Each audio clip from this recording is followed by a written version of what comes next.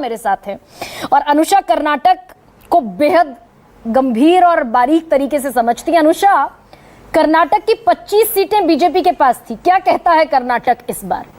सरकार चली गई, प्रज्वल रेवन्ना का केस आ गया, रिपीटेशन देखती हैं क्या इस 25 का?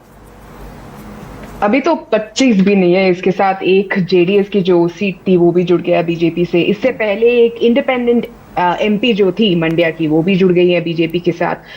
तो अगर देखेंगे out of 28 the BJP effectively has 27 seats Karnataka में। अगर आप पूछेंगे क्या बीजेपी ये सारी सीटों को रिटेन कर पाएगी, कोई अगर असेंबली इलेक्शंस के रिजल्ट देखे पिछले साल की जो असेंबली इलेक्शंस थी कर्नाटका में, उसमें से साफ नजर आता है कि शायद 27 सीट्स रिटेन ना कर पाए बीजेपी।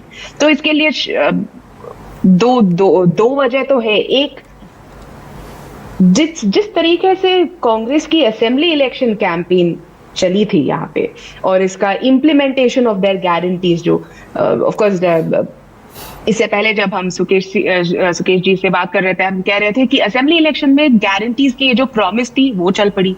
इस बार गारंटीज की जो इम्प्लीमेंटेशन है कांग्रेस की तरफ से, उसका बहुत ही रेजोनेंस है। मैं ये क्यों कह रही हूँ, शायद पूरी कंट्री में या जितने भी स्टेट्स में, जितने भी फेजेस में अभी तक वोटिंग खत्म हो चुकी है, वहां पे आप शायद देखेंगे there is a fall in vote percentage. लेकिन कर्नाटका ने इस बार रिकॉर्ड क्रिएट किया है for the highest voter turnout, 70.6 Karnataka की वोटर टर्नआउट है। अगर आप उसको दो फेजेस में डिवाइड कर दें, क्योंकि कर्नाटका में दो फेजेस में इलेक्शन हुई थी। फर्स्ट फेज था 14 सीट, 14 सीट थी। हाँ जी, बिल्कुल। जो 14 सीट अभी खत्म हुए हैं प्रीवियस फेज में, जो नॉर्थ कर्नाटका की स्टेट्स है, उसमें वोटर टर्नआउट लगभग 3% ज्यादा है लास्ट इलेक्शन से, 2019 की इलेक्शन से।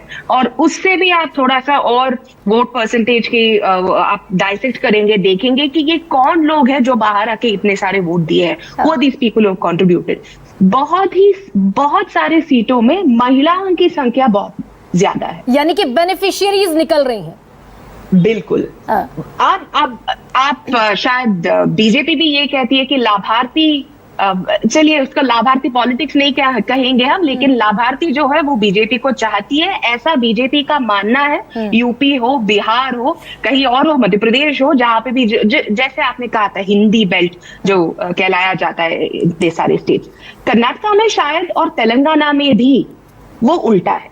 अगर लाभार्थी बाहर आके वोट कर रहे हैं तो शायद, और जो लाभार्थी आके वोट कर रहे हैं उनमें से महिलाएं ज्यादा है, तो शायद ये गारंटीज की वजह से हो सकती है। तो अनुषा ये मैं अगर समझूं, आपने 27 सीटें गिनवाई, जेडीएस भी साथ आकर खड़ी हो गई और टोटल काउंटिंग हो गई है 27 सीटों की। इन 27 में से कितनी रिटेन कर पाने की स्थिति में अभी नजर आती है बीजेपी?